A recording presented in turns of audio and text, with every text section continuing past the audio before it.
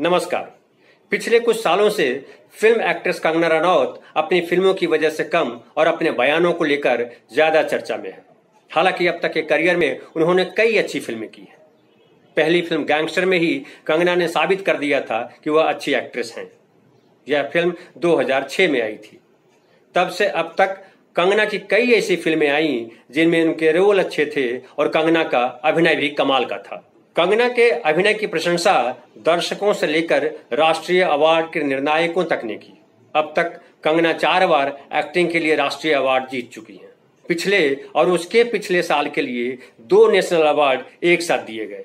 हालांकि इन दोनों अवार्ड्स को लेकर कई तरीके के मजाक भी बने।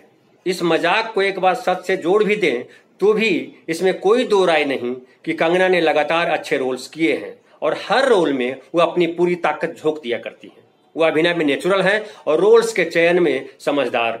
वह फिल्म इंडस्ट्री की दूसरी हीरोइनों की तरह हीरो देखकर या हीरो की पसंद के तौर पर फिल्में साइन नहीं करती, बल्कि अपनी चॉइस और फिल्म के सब्जेक्ट में अपने किरदार को देखकर फिल्में करती हैं।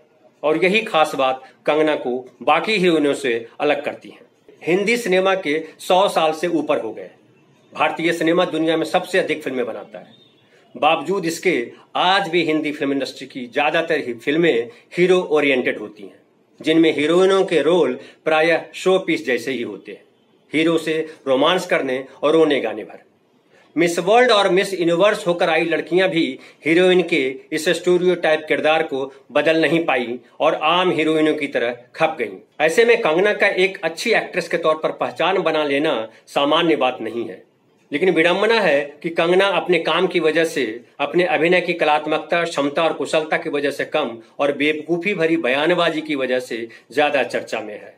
वह कभी अध्ययन सुमन के साथ रिलेशनशिप के ब्रेक होने को लेकर चर्चा में आती है, तो कभी ऋतिक रोशन के साथ रोमांस के दुखांत किस्से की वजह से, तो कभी किसी और हीरो के साथ हुए बुरे अनुभवों के किस्सों की वजह से सुर्खी पाती हैं। पिछले कुछ सालों से वह मोदी विरोधी नेताओं के बारे में अनाप शनाप बयानबाजी की वजह से चर्चा में है।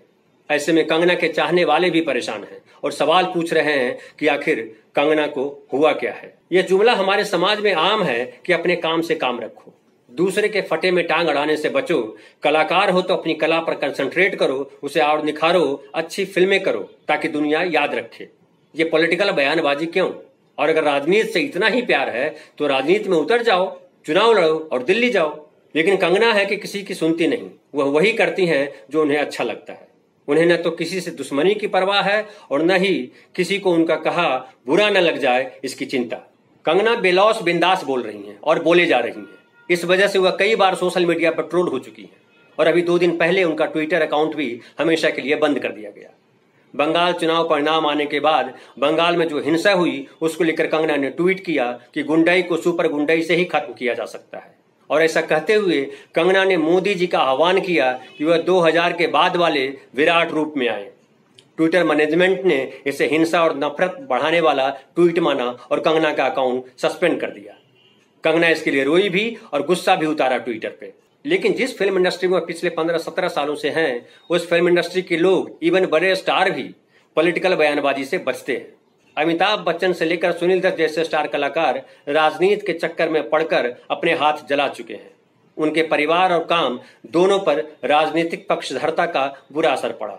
अमिताभ बच्चन बोफोर्स कांड में बुरी तरह लपेट लिए गए थे, तो सुनील दत्त के बेटे संजय दत्त को जेल जाकर उसकी कीमत चुकानी पड़ी।